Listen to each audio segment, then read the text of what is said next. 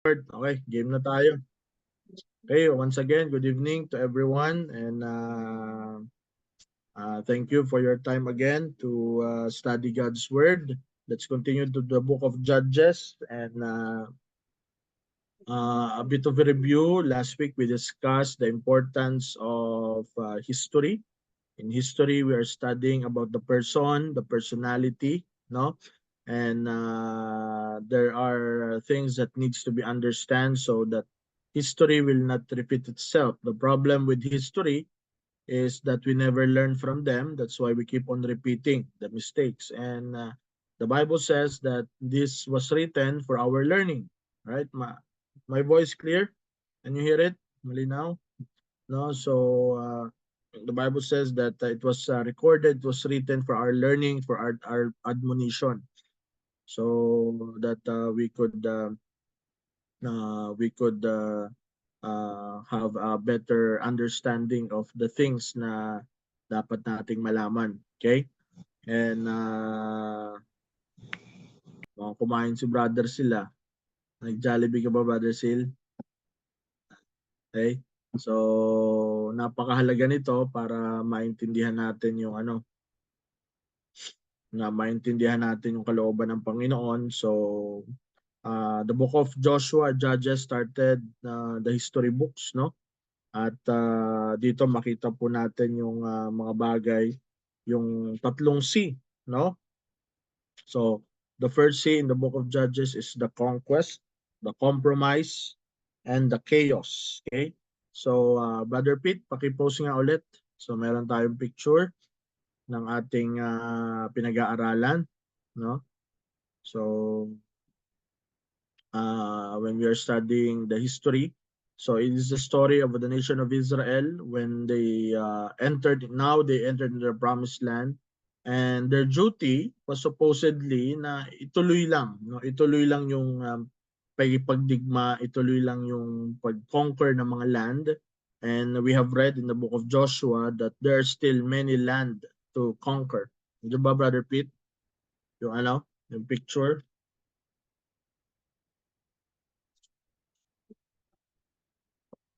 Yan. Tingnan po natin sa screen natin. Leviticus ba yan?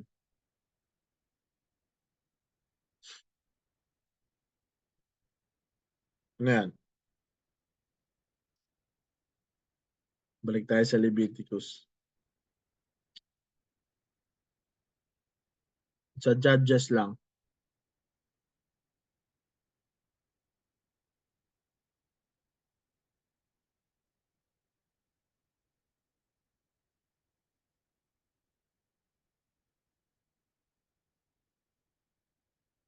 Na, Brother Pete? Okay. So, hintayin lang natin. Para maka-take notes po yung maka-take notes po kayo. Yung pang-brush ko ng sapatos, dinala ko pa sa Pilipinas. Ngayon sa ulo na. Alright, so yung isang slide, Brother Pete, yung puro piyan. Okay, so thank you, Brother Pete. So history, personalities, people, patterns, and purpose. So that is nakikita niyo po ba yung picture? So personalities, yung mga specific na tao, mga personalidad na dapat nating malaman sa istorya. For example, pag sinabi nating Second World War, sino ba yung mga personality na doon? Adolf Hitler, Winston Churchill, yan.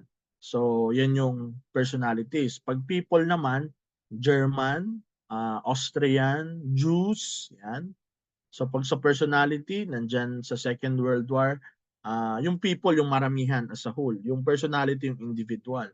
So, pag personality sa Second World War, pwede nating yung mga sikat na tao sa pagdigmaan, mga tao na nagkaroon ng ambag sa society para mabuo yung history. For example, si Albert Einstein, yan. So, yung people, yan, syempre, Jewish people, German people, the Allied Forces, the Soviet Union, no? So, yun naman yung mga tao. Yung pattern, ano ba yung nangyari sa pattern? Yung pattern ng history, merong isang tao na gustong sakupin ang lahat ng bansa, maging daktador. So mula noon hanggang ngayon, yan yung pattern. Pero ano ba yung purpose nito? Yun yung aalamin natin. Kasi madaling makita, it's easy to understand, it's easy to notice firsthand yung mga personalidad, yung mga tao, pati yung pattern, pero yung purpose mahirap makita. So for example, Second World War, all right? What is the purpose of that? So when we will go to the book of Deuteronomy, maiintindihan natin, if you remember yung turo natin pagdating sa Palestinian covenant, wherein it is composed of two things. If you remember, conditional and unconditional, na ang pangako ng Panginoon in the nation of Israel that it is their land, right? The nation of Israel, the land of the promised land belongs to them. It is unconditional, meaning it was a promise given to Abraham, Isaac, and to Jacob. Now, the nation of Israel was about to fulfill, was about to enter into the land, and God said it is theirs. So that is unconditional. And yet, kasabay ng unconditional, meron ding condition. What is the condition? If you will obey me, if you will hearken unto me, if you will follow me, if you will follow the laws of Moses, the laws of God, you will dwell in the land. But if not, all right, but if not, you will not dwell. All right? So what happened is this, that somebody will occupy you, somebody will be an enemy to you, then eventually you will be kicked out, and at merong na nag-lead sa kanila, merong sumakop sa kanila, at ang nangyari sa kanila sa nation of Israel, napahiwalay sila. Right? Na-scattered sila. So, the nation of Israel, unconditionally, it is for them. Maliwanag? No questions asked. It's really for them. Good evening, Sister Jean, Brother JR. It is really for them. But the problem, conditionally, kahit para sa kanila yan, pero hindi nyo ma-enjoy kasi hindi rin kayo sumunod sa Panginoon. Right? So, walang pinagkaiba yan na sa, for example, si, sabihin na natin, si ako, no? So, unconditionally, for example, meron akong mana para kay Caleb kung sakaling mawala. Nasa testament na yan, nasa batas na yan, nakasulat na yan. Unconditional dahil magulang niya ako. Pero condition lang pag siya ay 30 years old na. You understand? May condition at unconditional. So the nation of Israel is like that. So the land is theirs unconditionally, but conditionally, kung sila susunod sa Panginoon at kung hindi rin naman, hindi nila ma-enjoy yung blessing ng Panginoon. So ayan ang dapat laging iisipin, na yung pinaka-worst na pwedeng mangyari sa atin na bilang mananampalataya ay nasa wilderness tayo. So what is the wilderness? Wilderness is the place in between, na wala ka sa Egypt, wala ka rin sa promised land. Alright? So mahirap pagka ganon. So Christians that are considered in the wilderness, yes, they are not going to hell, but at the same time, wala rin naman sila sa plano ng Panginoon sa buhay nila. So that is the most worst thing na pwedeng mangyari sa isang mananampalataya. Kaya nga ang tawag natin sa wilderness ay wandering period, paikot-ikot. So the pattern of wandering is just a cycle. Ayan, nakita nyo? Human futility. And the Judges is a miserable book. Why? Because you could see many times that they are just circling around, and they are just wandering around. They are just circling around.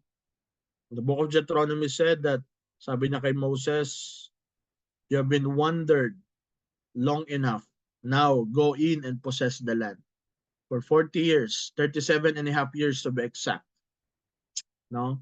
They're just wandering around. Sabi ng Panginoon, pumasok na kayo. Kasi after 40 years, patay na yung first generation. Next generation na yung papasok. Okay? So, ang kalooban ng Panginoon na tayo ay ma-save at the same time magamit niya ay maalis tayo. Alright? Maalis po tayo dito sa tinatawag nating human cycle, human fertility. Kaya ang tawag po natin sa isang taong nasa kalooban ng Panginoon is you are aligned with God. This is the question, are you aligned with God? Kasi, tingnan nyo, merong pong purpose ang buhay. Nung una, cycle lang, paikot-ikot lang. Gising, trabaho, uwi, gising, pasok, walang purpose. Tulog, kain, ganun. Diba? So, paikot-ikot lang. Ang kalooban ng Panginoon, kaya na tayo niligtas, is ma-align tayo sa Kanya. Right? So, meron tayong past, natural yan, whatever our past is, yun na yun. Pero magkakaroon, nasa present na tayo ngayon, yung ginagawa natin ngayon, ha? Yung ginagawa natin ngayon. Alright? Ayan ay connected sa ating future. Okay? So, ito, what is the purpose? Bakit kayo nagba-Bible school? Dahil ba wala kayong oras? Dahil ba patay oras o kailangan? Hindi po. May purpose po ba't kayo nagba-Bible school? Dahil balang araw, magagamit nyo po mga kaalaman sa Biblia para maging blessing sa ibang tao at makapagturo din naman. Alright? So, why we are studying? Ulit-ulit ko sinasabi yan. We are studying for the purpose of glorifying God. We want to increase our knowledge so that we could effectively worship God. Alright? So, pwede naman na kung ano lang yung alam mo, pwede naman na yon. Pero kung yung maliit ay napapakinabangan, how much more yung malaki?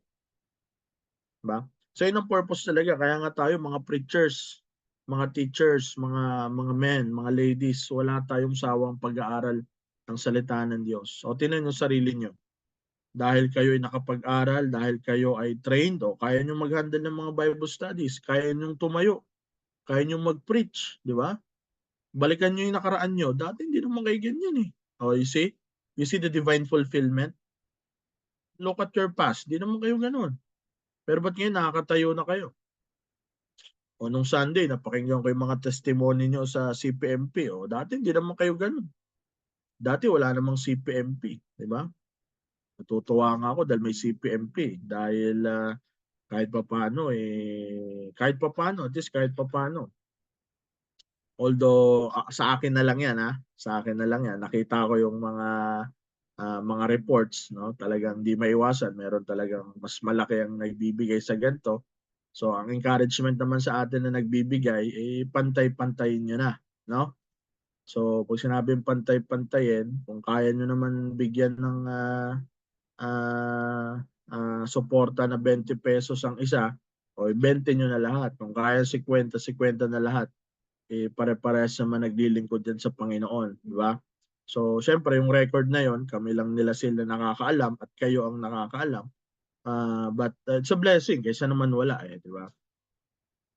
Pero syempre, mas maganda. Kaya nga ako, pinopromote ko kayo patuloy. At I'm praying na madagdagan pa yung kasi yung mga nasa CPMP ay talagang mga seryoso na yan. Diba? Ito na yung mga hindi na nagbibiro sa buhay. No? Kaya talagang, at Lord willing, 10 years from now, ay aalagwa pa yan. Okay? So, dati wala namang ganyan. Diba? Ngayon, present. Pero iniisip na natin yung para sa future. Dati ang nare-receive lang ng iba, less than 1,000. Dati nga, 500 lang. Pero ngayon, nakita ko yung report. Lahat kayo, more than 1,000 na. No?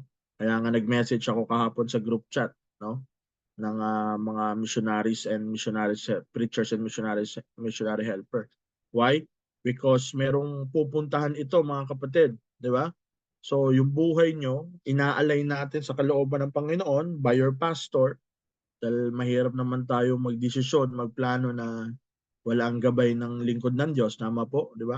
So, kahit anong ganda ng idea natin, kung wala namang basbas yan, wala rin namang mapupuntahan yan. Okay? So, kaya papasalamat ako lahat dyan ay kahit papano na o-organize. Di ba? Kaya nga isa yan sa mga dahilan bakit tayo nandito sa Canada para ma-promote. Kaya nga sabi ko kay Sir Avi, paki-update yung video natin para may present ko dito.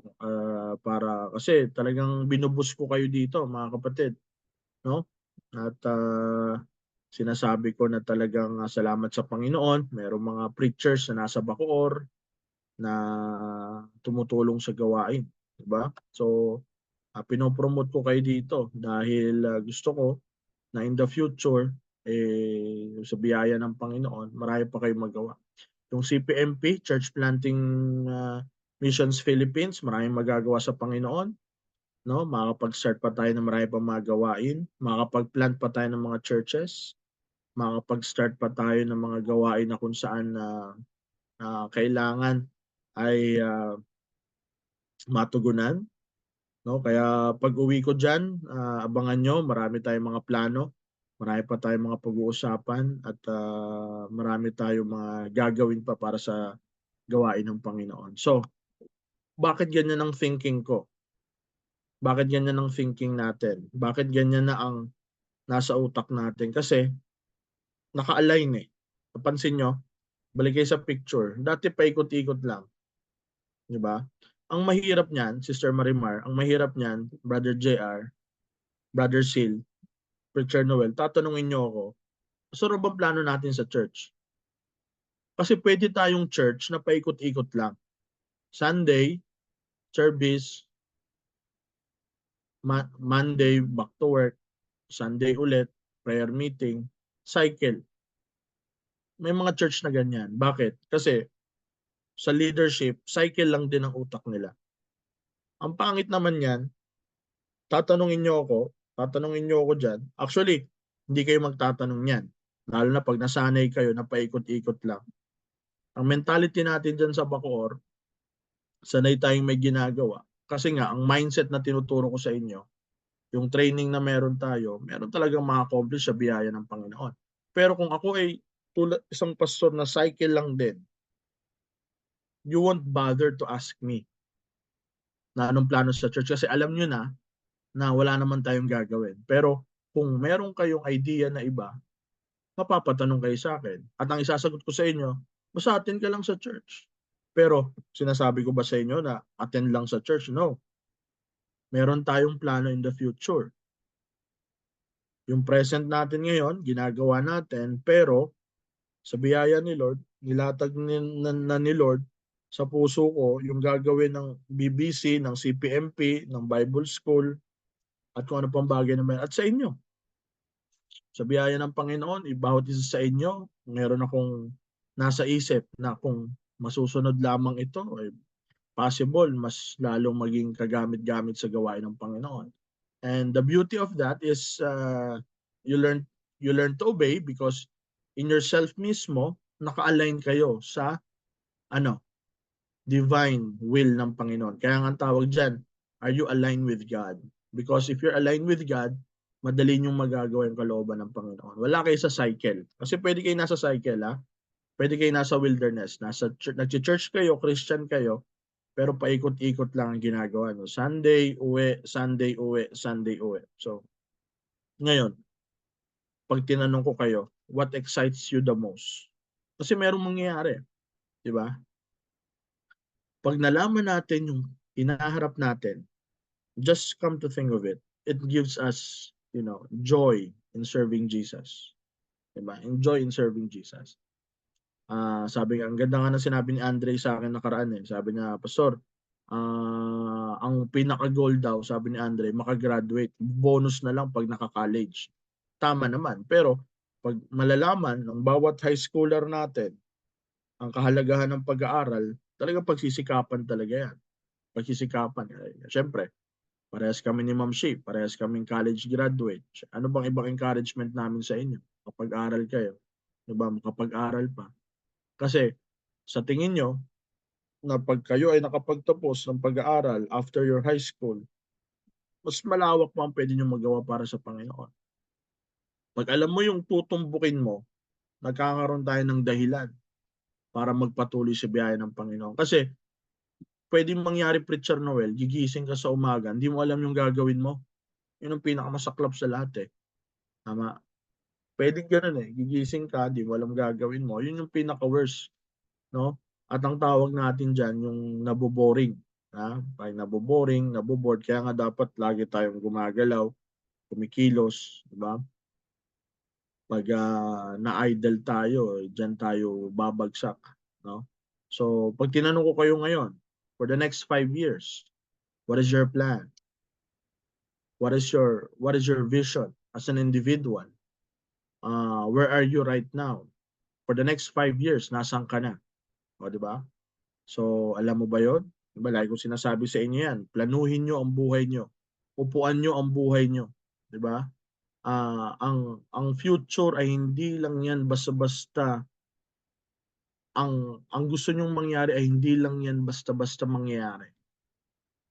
When you know what you are doing, when whatever you want to achieve, almost every day in your life, you are trying to do something about it. Okay? So, bawat sandali, bawat araw, ginagawa nyo yung kalooban ng Panginoon sa buhay nyo. Ito yung tinatawag natin na God's assignment. Merong pupuntahan. Kasi nga, I really want to emphasize on that because nasa Judges tayo eh. Paulit-ulit lang naman ng Judges eh, cycle.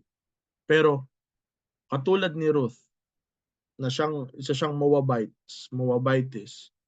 Wala naman direksyon ng buhay, but eventually nagkaroon ng direksyon ng buhay na naging great-grand lola ni Jesus Christ. Diba? So hindi niya alam yon, pero sumunod lang siya kanino? Sa Panginoon, sumunod lang siya sa mother-in-law niya. And eventually siya ay ginamit ng Panginoon at napabuti yung buhay niya. So, kasi si Ruth, nasa loob ng Judges yung kwento niya. Right?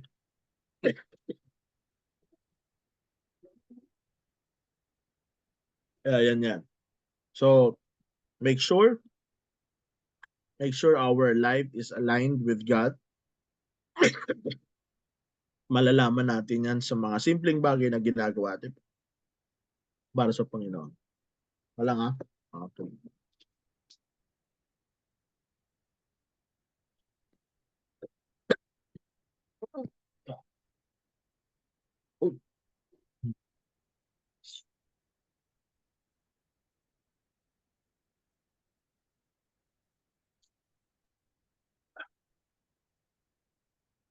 Alright. So, pasensya na. Salita ako, may pumasok ata na lamok.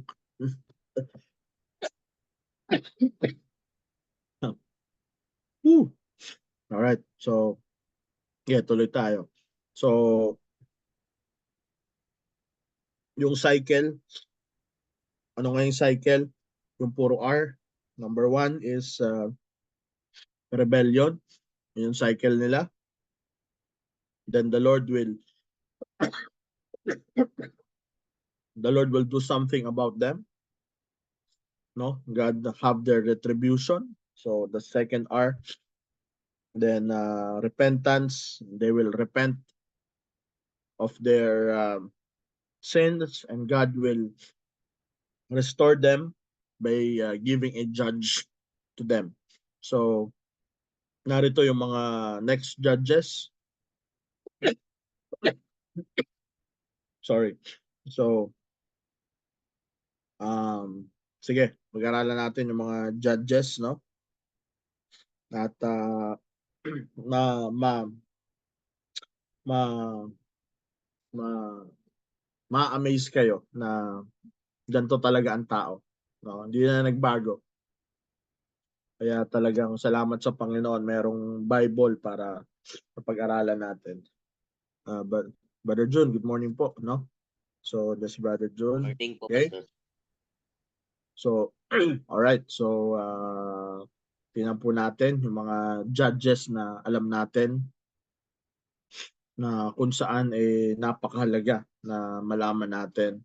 Alright? So, syempre, diniscuss na natin yung iba last week at tuloy tayo kay isa sa pinakasikat kay Gideon, no? Si Gideon ay ginamit ng Panginoon na kung saan ay matatakutin, mahina. Alright? So natagpuan siya ng Panginoon sa threshing floor doon sa wine press. So nagtatanggal siya ng ipa doon sa wine press kasi dalawa yan. Dalawang tool, dalawang harvesting tool ang ginagamit ng mga tao noon. Wine press, nakita niyo yung malaking bato na may rollers, lahat ng mga ubas nilalagay doon para lumabas yung katas. Dahil sobrang bigat noon, nasa baba po yun, ng valley, nasa baba yun. Yung threshing floor, nasa taas naman ng bundok yun. Because kailangan nasa taas yun para pag nagtanggal sila ng ipa, pag humangin, matatanggal na yung ipa. You understand? So, for example, yung threshing floor, ay nasa elevated na lugar siya. For example, diyan kila Brother Jan sa Baguio. Nasa taas yun para pag mahangin, pag nag-filter ng ipa, lilipa rin na yun. Ngayon, si Gideon, natagpuan siya ng Panginoon na nandoon sa wine press, nagtatanggal ng ipa. Alright? So parang sablay talaga una pa lang kasi nga sobrang takot niya, no? Siya ay natatakot but eventually, no, siya ay ginamit ng Panginoon na makapag matalo yung mga Philistines, no? So the angel of the Lord sa chapter 6 verse 12, ang sabi sa kanya ay you mighty man of valor, no? Isa kang mahusay na mandirigma pero nandoon sa sulok na tatago. Parang opposite no? Okay? So si Gideon, nakikita niya yung sarili niya na mahinang nilalang. Sabi niya nga I am the least of my brethren. Yung tribo niya, pinakakonti, at doon sa tribo niya, yung pamilya nila, ang pinakandi kilala. Ni barangay chairman, di siya kilala. Pero ano ang sabi sa kanya ng Panginoon? In chapter 6 verse 12, open your Bible. Chapter 6 verse 12. Sabi ng Bible, chapter 6 verse 12, no? The Lord is with thee, thou mighty man of valor. Diba? Isang mandarigma. Pero nakita niyo yung word, the Lord is with thee. Don't ever think yung sitwasyon natin kung ano yung nakikita natin sa sarili natin. Kasi madali nating i-underestimate yung sarili natin. Madali tayong panghinaan ng loob kung magbe-base tayo so kung anong meron tayo. Kaya nga always check the capacity kung saan ka nakikita ng Panginoon. Not to the capacity na nakikita mo yung sarili mo. Kung makikita mo yung sarili mo, possible, mahina ka nila lang. No? Katulad ni Gideon, nagtatago sa sulok. Pero pag na-understand natin kung sino tayo sa harap ng Panginoon, doon tayo maniwala. Alright? Kasi, tandaan nyo, ang kaaway, isa sa mga trabaho niyan is slanderer. Alright? Ano yung slanderer? Si Satan, pati ang Diyos nag-uusap, tinuturo tayo. Tingnan mo yan sabi ni Satan. Tingnan mo yan si Angel. Wala yan, Lord. Niwala ka dyan. Diba? Hindi yan magpi-faithful. Ganyan ang Diablo. Pilit niyang pinamumukha sa Panginoon kung gaano tayo kawalang kwenta. At pag ginawa natin yung eksaktong human nature, sasabihin ng Diablo, o tingnan mo na, tama ako, no? Wala yan. O tingnan mo, minsan ganyan yan. O tingnan mo hindi yan magtutuloy. Pag nawala si pastor, hindi yan magtutuloy. O, nawala nga, o tingnan mo na, nawala nga. Pero pag, sabi naman ni Satan, O, tingnan mo yan, ha? Kahit wala tingnan mo yan. Kahit pag nawala si pastor, hindi yan magtutuloy. Nagtuloy kahit wala si pastor. Sabi ng Panginoon, akala mo, ha? Tutuloy yan. Nagets nyo? Parang kay Job. Diba? Kaya lang naman niya nagpupuri sa'yo kasi binibless mo eh. Tanggalin mo yung mga bagay-bagay niya. Pinayagan ng Panginoon. What happened? Okay. So, the thing is, every time, Satan and God is, conversing against us. Papatunayan ba natin na tama ang jablo o mali ang jablo? Gideon think of himself that he is nothing. Wala siyang magagawa. Pero tinan mo yung sabi sa kanya ng Panginoon, you mighty man of valor. Diba? Once na pinasok na natin, listen to me very carefully, once na pinasok na natin ang pagiging lingkod ng Panginoon, ganapin nyo na ng buong puso't kaluluwa. There will come a time na talagang panghihinaan kayo ng loob, mawawalan kayo ng diskarte, and everything. But it is God's way to you para lalo kang ma-develop. Alright? Tanong ko sa inyo, anong kadalasang nangyayari? Anong kadalasang nangyayari sa isang bagay pag nilagay mo sa apoy? Answer me. Anyone? Lahat kayo nakamute eh. Magtunaw. Nainitan, Pastor. Ano po? Susunog. Susunog, yun, matutunaw. Tunog. Ayan, mainitan. So usually, Paso. sa anggulo ng pagluluto, ginagamit natin ang apoy para magpa-lambot. Tama? Tama? So, kadalasan naisip natin, yung mga pagsubok sa buhay natin, papalambutin tayo. Pero hindi sa lahat ng pagkakataon. Hindi sa lahat ng pagkakataon. Kasi kung iisipin natin yung patatas, pag nilagay mo sa apoy, magiging mashed potato. Tama? Tama? Lalambot ang mashed potato. Pero imagine niyo ito. Ito, paborito natin ito. Itlog. Yung itlog malambot, mababasag. Pero tingnan niyo yung itlog. Ilagay mo yung itlog sa apoy. Ano mangyayari sa itlog? Hard-boiled egg. Bakit siya tinawag na hard-boiled egg?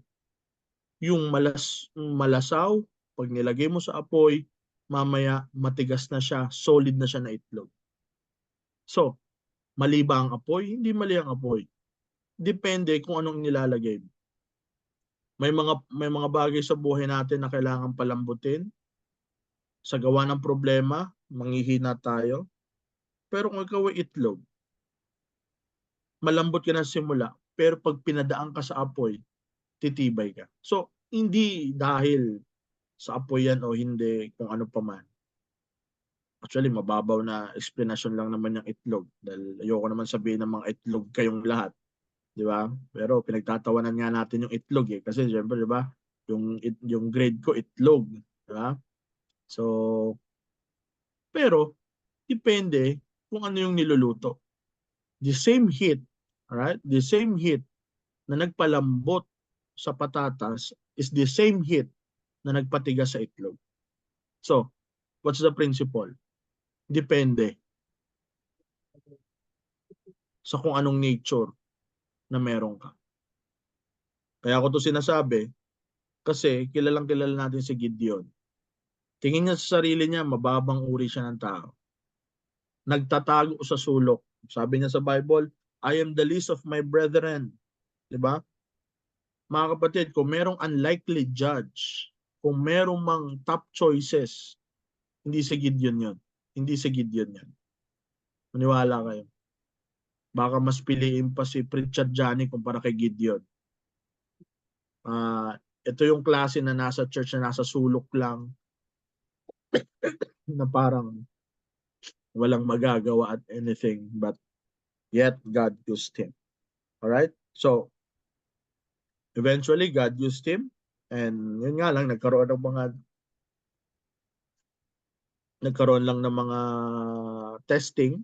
No? Challenge niya ang Panginoon. So, si Gideon talagang mahinang pananampalataya na masabi mo mahina talaga kasi ang dami niyang beses na kinontes ang Panginoon. Lord, kung ikaw talagang tumawag sa akin, gawin mo to. Gawin mo to, gawin mo to. Kinabukasan, dapat ganito, ganyan. So, ang dami niyang ang dami niyang hiningi sa Panginoon ng mga signs, no? Minsan ganun tayo no? Lord, susunod lang ako sa'yo pag may sign, di ba? Sabi nga nila dyan, sign na ba to? Puro tayo sign, di ba? Katongan ka kaya ng Panginoon, makita mo sign na yan. Di ba? So si Gideon, puro hingi ng sign, but eventually, sumunod din naman siya. So si Gideon, siya yung tipo ng tao na kailangan laging kinukumbinse. Na?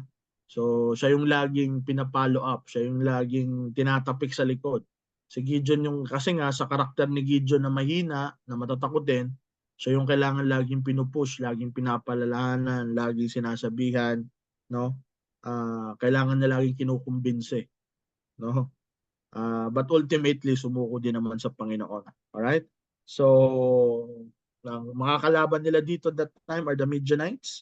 So, just try to imagine, from 32,000 na sundalo ni Gideon, ilan na lang ang natira? 300. Imagine nyo yun.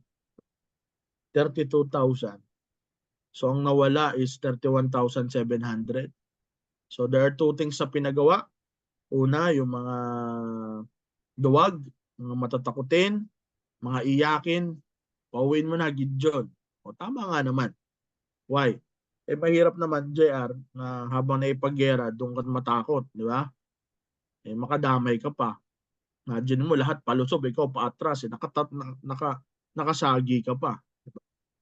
So, sa gera, talagang eventually, nilalagay dyan talagang matatapang. So, sabi ni Gideon, sabi ng Panginoon, lahat, 32,000 yan, So, lahat ng mga duwag iyakin, pauwiin na. So, natira ay 20,000.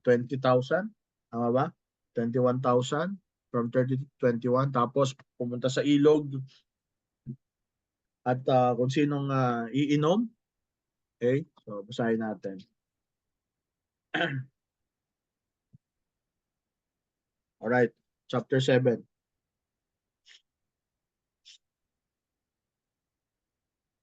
Yan, tama. Chapter 7, verse 3. Yan, 22,000 yung natira. Okay? So, and there remain 10,000. So now therefore whosoever is fearful or let him afraid, and there return of people 20 and 2,000. Yan. So, from 32,000, umalis yung 22,000. Ang natira, 10, imagine ninyo, ilan yung duwag, ilan yung matatakutin. From 32, umalis 22,000. Grabe, no? Natira 10,000, mga kapatid. Sabi ng Panginoon, there are yet too many. Marami pa yan. No? Sabi ng Panginoon sa kanila, verse 5, go to the water, brought down to the water, everyone that lappeth of the water with his tongue as a dog lappeth, him thou shalt set by himself. No? And the number of them that lappeth putting their hand to their mouth were 300 men, but all of the rest were bowed down upon their knees to drink water. So, yung nag-drink sa water by their hand ay 300 lang. So, ilan yon? 9,700. Unang nawala is 22,000. Tapos pangalawang nawala is 9,700. Just try to imagine that. And we could see na ang strategy talaga ng Panginoon ay kakaiba. Anong principle na makikita po natin dyan, mga kapatid? Na siguro yung kasama doon sa almost 20 plus thousand na umalis, may mga abilidad din naman. Pero talagang kailangan kasi talaga ng Panginoon yung availability natin. No? So, makita po natin dito na ang Panginoon ay gumagawa sa ibang kaparaanan. mas gugustuhin ng Panginoon na kaunti pero lahat maaasahan. Alright? So, yan ang reality sa ministry, mga kapatid. At yung paulit-ulit ko sinasabi sa inyo yan, na there will come a time na hindi mo talaga maasahan lahat. Gawa niyan, Preacher Johnny si Sir Lloyd. Sa ngayon, dalawa lang kayo ni Preacher Johnny, no? Si Sir Lloyd sa Naik. Eventually, pag may mawin pa kayo dyan, madadagdagan pa kayo. So, hindi naman lagi na mayroon kayong kasama dyan sa Naik. Na there come a time na mag-isa ka lang gagawa, mag-isa ka lang hahayo, mag-isa ka lang naglilinis. Pwede nating isipin, nasan yung iba, nasan yung iba? Magke-create pa tayo ng negatibo sa puso natin to look for other people. But that's why the reason is kailangan ng Panginoon yung mga hindi matatakotin. Kailangan ng Panginoon yung hindi duwag. Kasi ang reality, pag nasa ministry ka na, sa gawain ka na ng Panginoon, mag-isa ka na lang talaga. Diba? Kasi once you go higher, listen very carefully, once you go higher in fulfilling God's will, wala nang crowd dyan. Mababawasan kaibigan mo, wala ka nang kasama dyan. Hindi yan sikat na, hindi yan katulad ng basketball, na katulad ba ngayon NBA Finals. No? Kasi dito si Pastor nanonood kaya napapanood na rin ako. Pero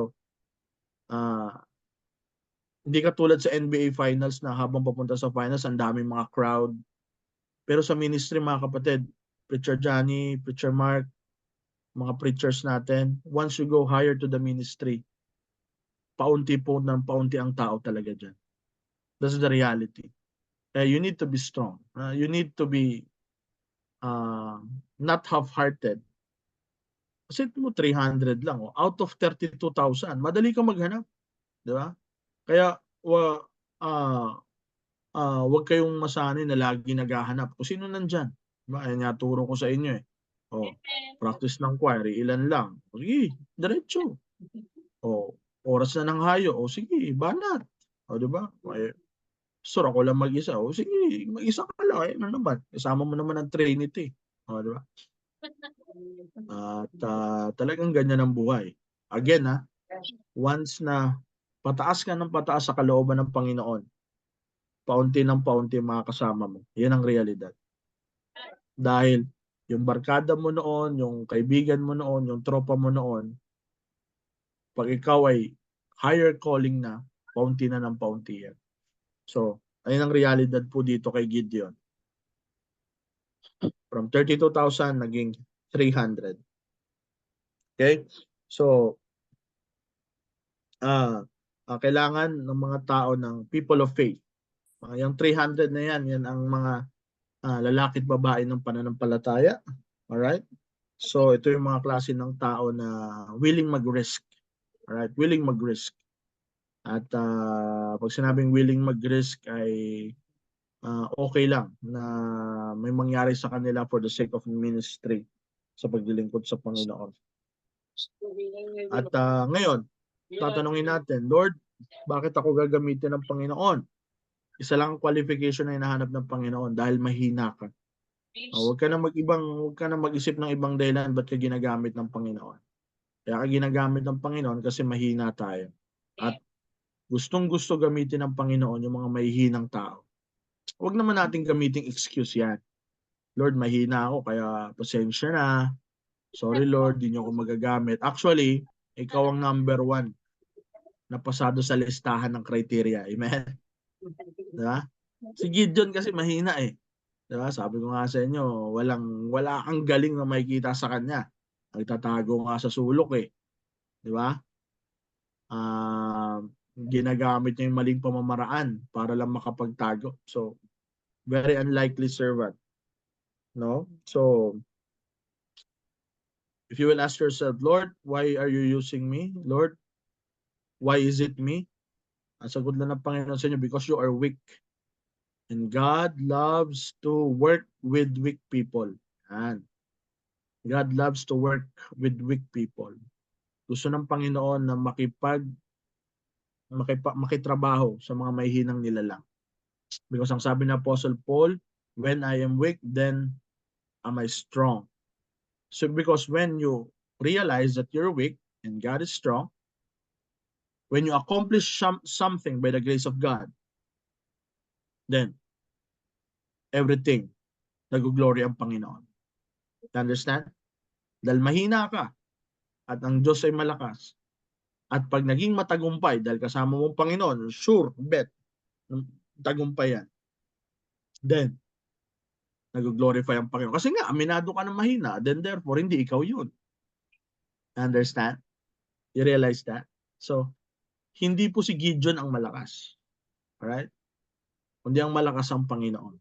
Kaya ngayon, God gets all the glory, not you. Tulad niyan, tayo ang pinahandle ng camp, si Sir Avi, Preacher Mark. Di ba si Preacher Mark? Tayo ang pinahandle ng camp. Tayo bang pinahandle ng camp dahil magaling ang BBC? No. Mahina nga tayo. Mahina tayo sa maraming aspeto. Kulang tayo sa manpower, mga abilidad natin ay hindi pa ganong pang first class. But why is it the opportunity was given to us? Because we are weak, we realize that we are weak, then with God's help, God's wisdom, if that will be successful, then God will get all the glory. It is not because we are able. Alright? It is not that kaya nga nagtitinda kayo eh. Dahil wala naman tayong finances para sa camp eh. But because we are willing to face the challenges and realizing that we are weak enough, then we need God's help in the time of need, then we will understand that after that event, 4 na araw lang naman yan. Diba? God gets all the credit. God gets all the glory and praise. Diba? So, mahalaga na maintindihan natin. Hindi dahil magaling tayo, hindi dahil magaling ka. Mahina ka, nagkataon lang, meron kang partner na magaling. Understand? So, sa CPMP, ba? Sa CPMP pa, kaya ba organize yan? Dahil organize si Brother Sil? Hindi nga minsan eh. Diba, Brother Sil? Sila Brother Sil. Nandiyan po sa Brother Sil. Sila Sister Jean. Masasabi ba nila Brother Sil, Sister Jean, na lahat ng ginagawa nila laging tama? Hindi rin naman. Diba? Lahat naman tayo ini-improve ng Panginoon. Pero ba't nangyayari yan? Because partner nila Jean at Sil ay magaling ng Panginoon. Diba? God gets all the credit. Diba? At yan ang kailangan po nating maintindihan. No? So, isa pa, alon tayo kay Gideon, then makita po natin si Gideon, no? Punta tayo sa chapter 7, no? At tingnan niyo yung bukod sa kaunti, mga kapatid, no? Bukod sa kaunti yung mga tao ni Gideon, tingnan niyo yung sandata nila. Diba? Ano yung sandata na ginamit nila? Okay? Verse 16. So the 300 men was divided into 3 groups, 100 each. The first company is the trumpeters. The second company ay empty pitchers, and the third company ay mga lamps. Alright? So mga torches, mga sulo. Right? So yung 300 dinivide sa tagwa 100, tatlo. Ang dala-dala nila, hindi po machine gun, hindi po Armalite, hindi po sniper, hindi nuclear. Sa makikita ng gera, no? Ang dala, trumpeta. Diba? So, unlikely servant, Gideon. Unlikely people, kakaunti. Tapos, very unlikely na weapons. Nakita na. So, puro sablay lahat, di ba? Kita nyo? Walang tama.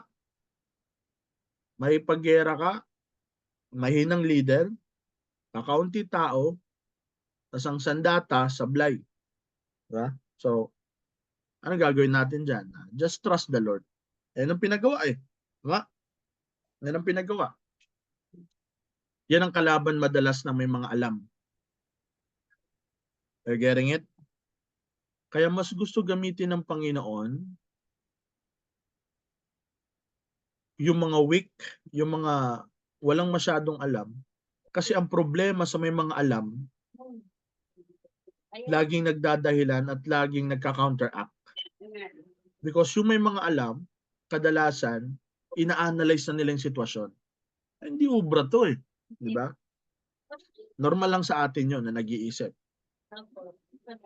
Pero, pag nilagay na ang kalooban ng Panginoon, minsan, hindi practical.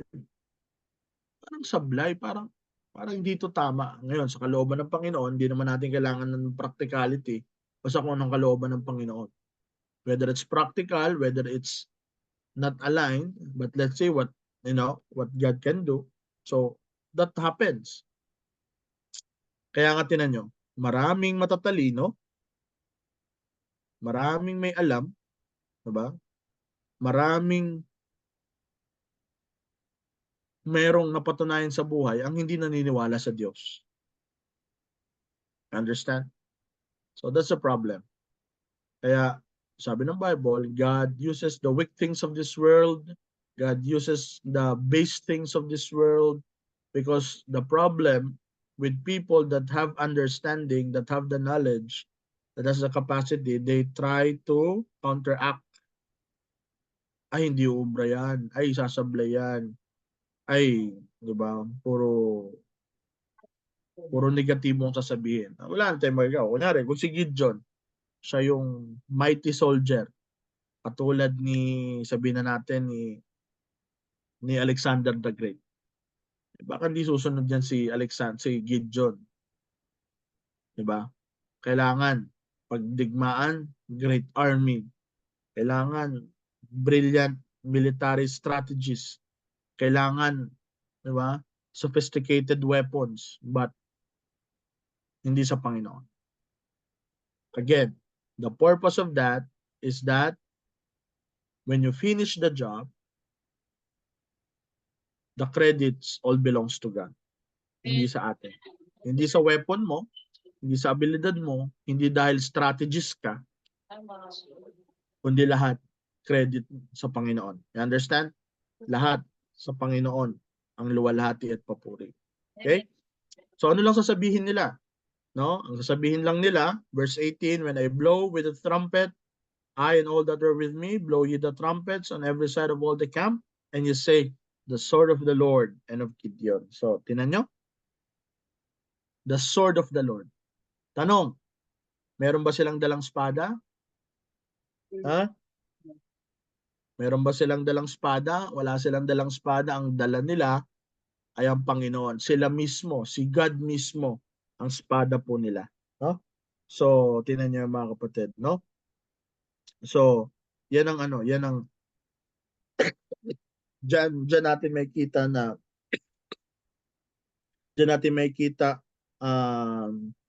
ang kamay ng Panginoon. Pastor, wala silang espada? Wala. Paano nila matatalo? Yan ang miracle. Tinan nyo sa verse 22. Excuse me. Sir Noel, pakibasa mo. Wala silang espada pero paano nila matatalo kalaban? O, tingnan natin.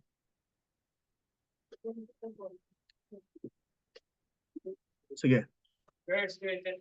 And when Gideon first said that he was an angel of the Ano Lord, po yan? 22 po. 7 po, chapter 7. Ay,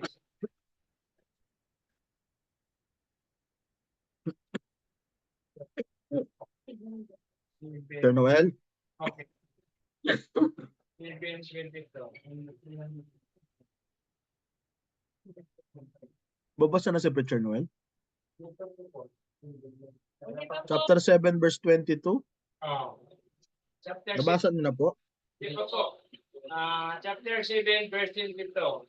And the 300 blew the trumpet, and the Lord set every man sword against his fellow, even threw out all the host, and the host did to Bitchaita and Sirina into the border of Abel Bula unto Haba.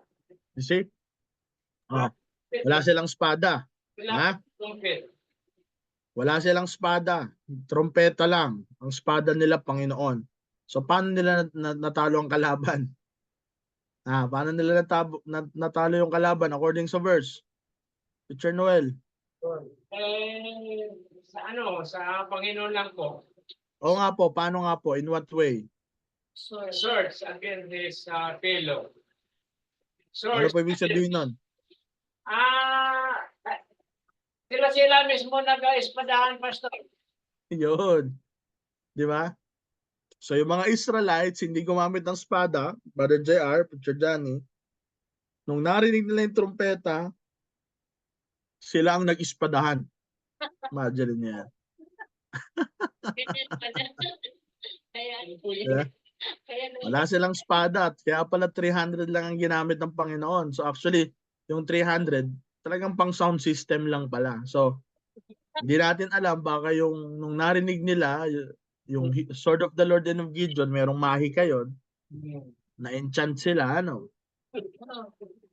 Baga sa atin, na-hypnotize. Sabi di ba? Nung narinig nila yun, nag-ispadahan sila. Sila ang nagpatayan. So, kalaban sa kalaban, nagpatayan. Galing, no? So, yun ang ano. So, minsan, yung enemy pa natin ang gagamitin ng Panginoon para sa victory natin. Amen? Yeah? Akala natin enemy, kailangan natin sila patumbahin. No. Kaya mong Panginoon ang gagawa. Yan pang gagamitin ng Diyos. Amen? Kaya talagang iba talaga ang ang estado ng Panginoon, no?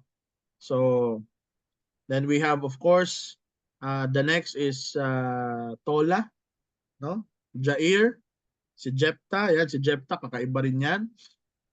At si Jephthah naman ay ginamit din ng Panginoon. Si Jephthah, ito yung klase ng lingkod ng Panginoon na medyo medyo crazy, medyo baliw, no? Pero ginamit pa rin siya ng Panginoon. Marami naglilingkod sa Panginoon, baliw din no? Hindi mo maintindihan kung minsan. Pero sige lang, gagamitin ka rin. Tulad dito ni Jephthah. Minsan may mga topak, minsan may lumuwag yung tornilyo sa utak. So anyway, so one of the crazy things that he did, no? In-offer niya, nagkaroon siya ng foolish vow. 'Di ba? Sa Panginoon at in-offer niya yung kanyang youngest daughter. At yun. So anyway, but siya ginamit ng Panginoon. Then we have Ibzan, we have Elon, we have Abdon. So may mga binanggit sa kanila pero pangalan lang yung iba. Pero dito tayo kay Samson. Okay. Sige. Before we continue with Samson, what is your reading your Bible? Answer me. So matagal nyo nang kilala si Samson. Ano yung pagkakilala nyo sa kanya? Physically. Sige. Answer me. Strong Okay. and brave. Long hair. Strong and brave. Malakas. Strong and brave, malakas. Oh, syempre alam natin malakas. Chick boy. Chick boy. Chick boy. Yeah, chick boy yan. Chick boy. Matalino po. Matalino. Okay. Matalino sa Chick. Isang ni Delilah. Okay. Pero sa physical na aspeto, Marupok. Guwapo. Marupok ang puso. marupok Jin, pakipukpok mo nga yan, Jin. Marupok mo Pakipukpok mo nga, Jin. Marupok So, yeah, marupok. Nabitray po Hindi, siya. marupok So, di ba ba Sister Gina? Nawala. Ayun, Sister Gina. So, si Alec nandiyan pa? Okay, good. So, ang pagkakilala natin kay Samson, malaki katawan, long hair, totoo naman. Pero alam nyo ba mga kapatid, kaya nga kakaiba ang judges eh. Kaya nga mahalaga nagba-Bible school tayo para lalo nyo maintindihan. Ngayon, bakit kung malaki ang katawan ni Samson, right? Answer me, bakit pa siya tinatanong kung saan galing ang kalakasan mo?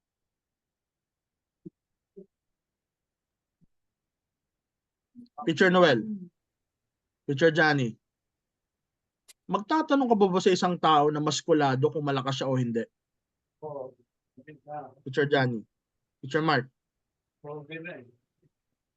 kung nakita ka ng bato-batong katawan, malaking katawan, magtatanong ka ba kung malakas yan o hindi? Sino po? Hindi na. Yes. O ngayon, tama. Eh bakit sa Book of Judges, lagi siyang tinatanong, saan mo nakukuha yung lakas mo? Ano ibig sabihin nun? Meaning, yung kanyang personal na katawan ay hindi akma sa kanyang kalakasan. Opo. You get the point? Yes po. You get the point? Alright? So what I'm trying to say is this. Yung pagkaalam natin sa Sunday school, sa storybooks na si Samson may 8 packs, malaking muscle, and everything, marahil mali kasi kung alam na natin na malakas siya, kung alam na natin na may 6-pack siya, hindi na sana magtatanong paulit-ulit sa Bible kung saan galing ang lakas niya. You get it? Yes po. Bakit ngayon ang mga tao dito sa Bible lagi nagtatanong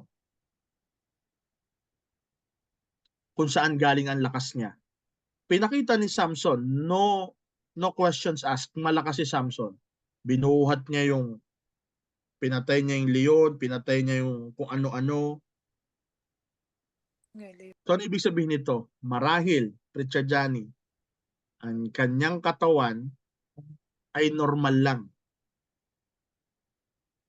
Katawan ni Preacher Noel, marahil katawan ni Preacher Noel, pero may kalakas na katulad ni Godzilla. Naintindihan niyo ba yun? So, anong gusto ipakita sa atin ng Bible? Na ang Diyos, pag gumamit talaga ng tao, hindi nakabase sa panlabas. Kasi bakit pa magtatanong? Sila Delilah, bakit pa magtatanong yung ibang tao, saan mo nakuha yung lakas mo? Saan mo nakuha yung lakas mo? Alam naman natin ang sagot. Nakuha ni Samson ang kanyang lakas. Saan? Saan? Baka may magsabi pa ng buhok Sa Panginoon. Saan ka? Sa Panginoon. Yeah. Oh, syempre, kaya mahabang buhok niya kasi siya ay Nazarite. Ano ba yung Nazarite? O sige, balikan natin. Judges chapter 13. Okay. Judges 13. Talo na tayo. Ang Nazarite, okay? So, verse 7. He said unto me, kay Manoah, yung magulang niya, si Manoah, no? At si Manoah ay tatay ni Samson. At ang sabi ng Panginoon kay Samson sa verse 5, now therefore verse 4. Ito yung, sige, basahin na natin. Chapter 13, nandiyan na kayo? Chapter 13. Chapter 13. And the children of Israel did evil again. So cycle na naman ibang judge na tayo. In the sight of the Lord, and the Lord delivered him into the hand of the Philistines 40 years. And there was a certain man of Zorah, the family of the Danites, whose name was Manoah, and his wife was barren and bare not. So, baog. Okay? So, And the angel of the Lord appeared unto the woman and said unto her, Behold, now that art barren and bearest not, but thou shalt conceive and bear a son. So meron ng vision na yung nanay ni Samson ay magkakaanak siya, si Samson ngayon. Pero siya ay may kondisyones. Now therefore beware. I pray thee, drink not wine nor strong drink, and eat not any unclean thing. Yan. For lo, thou shalt conceive and bear a son, and no razor shall come upon his head, for the child shall be a Nazarite unto God from the womb, and he shall begin to deliver Israel from the hand of the Philistines. And the woman came and told her husband, saying, The man of God came unto me, and his countenance was like the countenance of the angel of God, very terrible. But I asked him not whence he was, neither told him his name. But the angel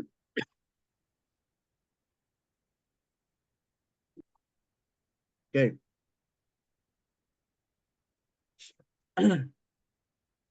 All right. So, joke time tayo, joke time. So, joke time.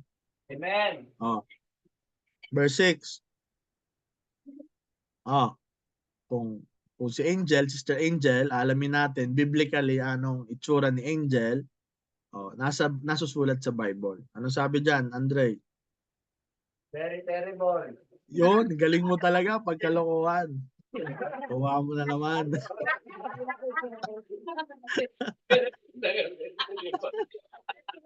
Sabi na nga ba, makukuha ni Andre yan eh. Di ba? Walang duda. Pagkalokohan talaga, kuha agad. No? Sige. Joke lang yan ha. Angel ha. Basa ko lang po. The angel of God, very terrible. Okay. So, verse 7. And he said unto me, Behold, thou shalt conceive and bear a son, and now drink no wine or a strong drink, neither eat any unclean thing, for the child is to be a Nazarite. So, the condition of a Nazarite, 3 things. Ang isang Nazarite na dedicated sa Panginoon, hindi pwedeng uminom ng alak whatsoever, hindi pwedeng humawak ng unclean thing. Alright? So, whether a dead body, a dead animal, at third, no razor. No? Hindi pwedeng magpagupit tulad natin. No? So, Picture Mark, nung una pa pala, may razor na meron ng panggupit. Okay? Yes. So si Manoah entreated the Lord and said, O Lord, let the man of God which thou stands and come again, that teach us what shall we do unto the child that shall be born. And God hearkened to the voice of Manoah. Sundan nyo lang And the angel of God came again unto the woman as she sat in the field, but Manoah her husband was not with her. And the woman made haste and ran and shewed her their husband and said unto him, Behold, the man had appeared unto me that came unto me the other day. So blessing si Manoah, no? Nagkaroon ng pre-appearance ni Jesus Christ. Yung tinatawag natin na ano nga yun? Alala nyo? Theophany. Theophany. Yan, very good. Theophany or Christophany. The pre-appearance of the Lord Jesus Christ in the Old Testament. Every time the angel of the Lord appeared, no, in the like in Joshua, lahat sila nagbabow down.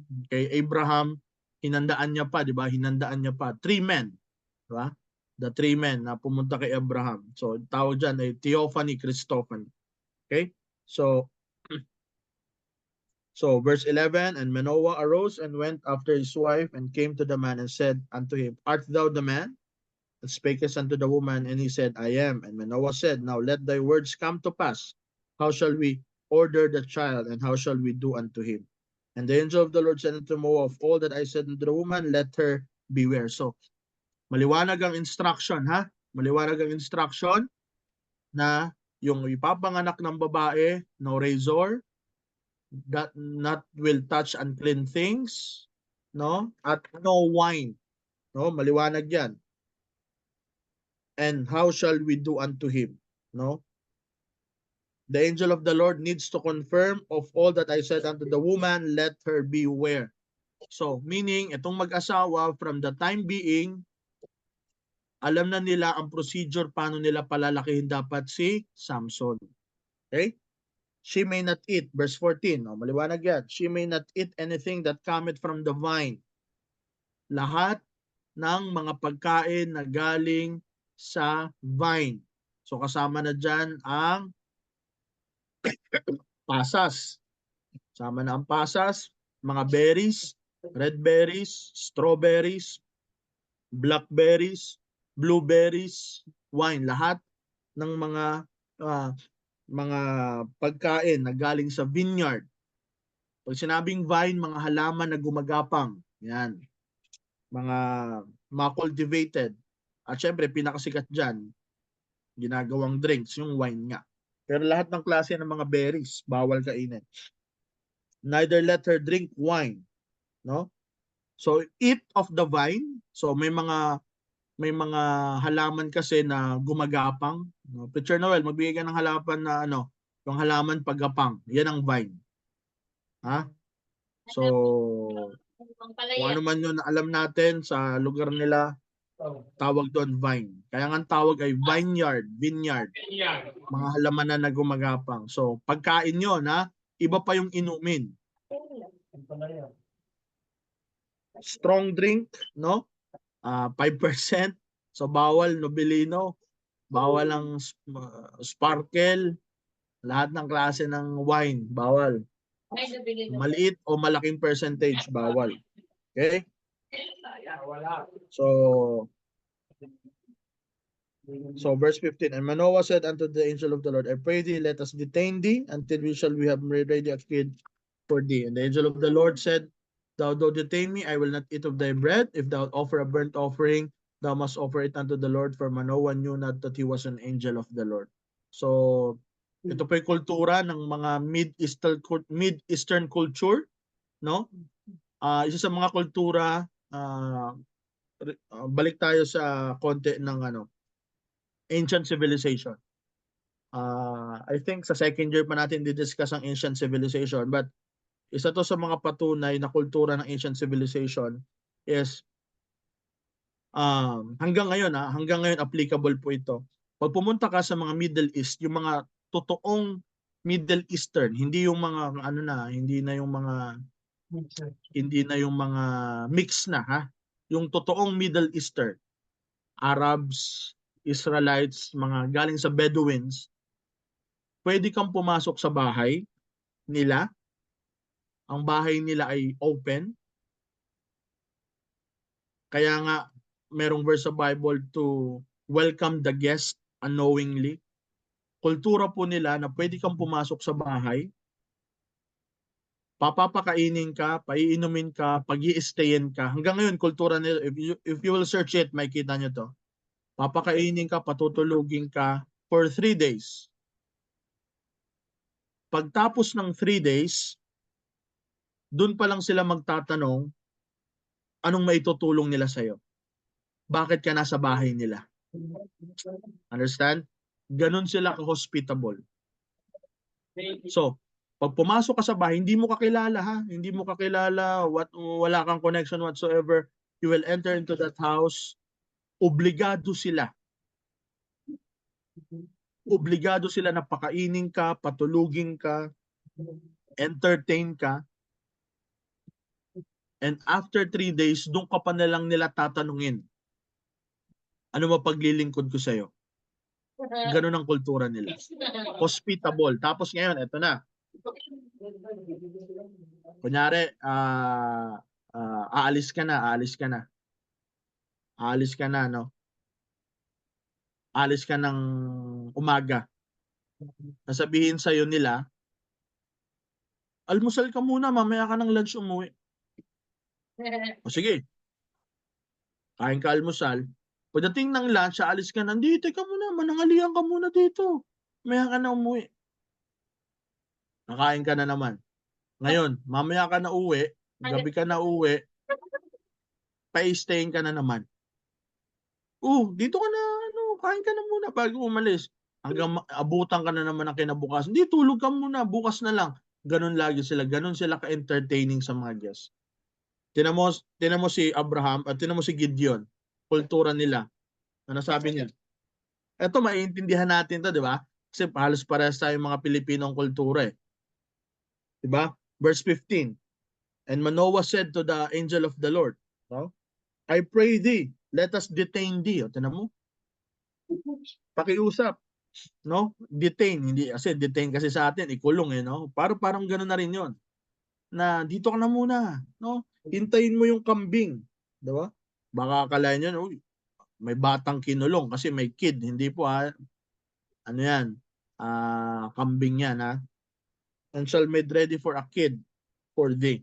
Okay? So, yung kambing, hintayin mo lang, syempre matagal i-prepare 'yon. Mamaya ka na umalis, ganyan 'yan sila. Mamaya na, wait ka lang. Kain ka muna, maintindihan natin 'yan, di ba? Tayo mga Pilipino, ang galing mag-alok eh, di ba? Kain, kain, di ba? Wala namang iaalok, di ba? At tinuruan ko nga kayo ng pag-alok, di ba? Gusto mo? Ha? Pag may kinakain kang chichirya, tapos nakatingin na sa'yo, sabihin mo, gusto mo? Ha? Gusto mo? Oo, sumabog mukha mo. Hindi ganun ha. So, okay na naman iba ginagawa. Kumain ka na, di ba? Habang kumakain. Kumain ka. Busog ka na, di ba? So, ano yan, sarcastic na pag-itatanong yun. So, ito ay di naman ganun. So, sabi ni Minoa, magstay ka muna sa amin at para ma-entertain ka namin, no? At sabi ng angel, although ma-detain mo ko, pero I will not eat, no, of thy bread. And if thou offered the burnt offering. So malalaman natin, ito ay presensya ng Panginoon kasi if you will offer it as a burnt offering, no? So, and Manoah said unto the angel of the Lord, what is thy name? No? And so when thy sayings come unto pass that we may do the honor. Verse 18. And the angel of the Lord said unto him, why askest thou after my name, saying it is secret? So, angel, ang pangalan mo ay secret, ha? So Manoah took a kid in a meat offering and offered it upon the rock of the Lord. And the angel did wondrously, and Manoah and his wife looked on. So, ayun ang maganda, marunong sumunod. So after sumunod ni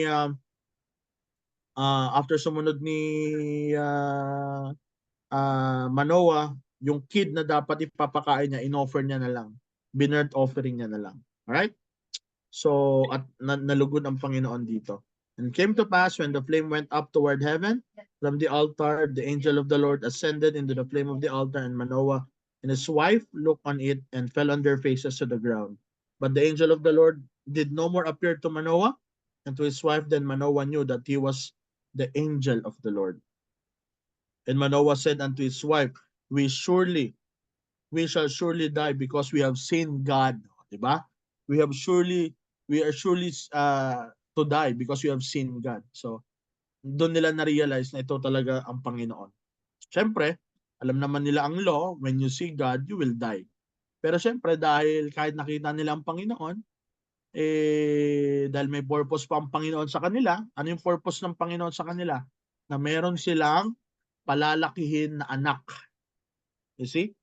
Meron silang bubuhaying anak. Na itong anak na ito ay magiging deliverer ng nation of Israel. So, yes, for themselves, they were about to die. That's true because they have seen God. Na-realize na nila to. Tinan mo, alam na nila. We are surely about to die. Pero ba't hindi sila pinatay ng Panginoon? Because meron pang assignment. Ang assignment dito para sa mga magulang. Kaya nga, sabi sa Psalm 127 verse 4, no, as arrows, no, in the hand of a mighty man. I-release yung arrow, yung children, heritage of the Lord, meaning the children are God's assignment ng Panginoon para sa atin. Kaya yung mga young people sa atin dyan, yung mga bata natin dyan, assignment yan ng Panginoon. Yung mga anak natin, assignment yan ng Panginoon para sa atin. Someday, i-release natin yan. Dapat sharp, dapat solid, dapat talagang hit nila ang target nila. Okay? So, assignment ng magulang ang kanilang mga anak. Then, nandiyan pa ba si Marimar? Umalis na ba si Marimar? Okay? So, so, but his wife said unto him, no? Verse 23. Tulog ka na, Tamers eh. Okay ka lang? Did I bother you? But his wife said unto him, if the Lord were pleased to kill us, he would not have received a burnt offering. So, kung papatayin tayo ng Panginoon, eh, mamamatay tayo. But all these things would have not as this time told us such thing as this. And the woman bare a son and called his name Samson. And the child grew, and the Lord blessed him.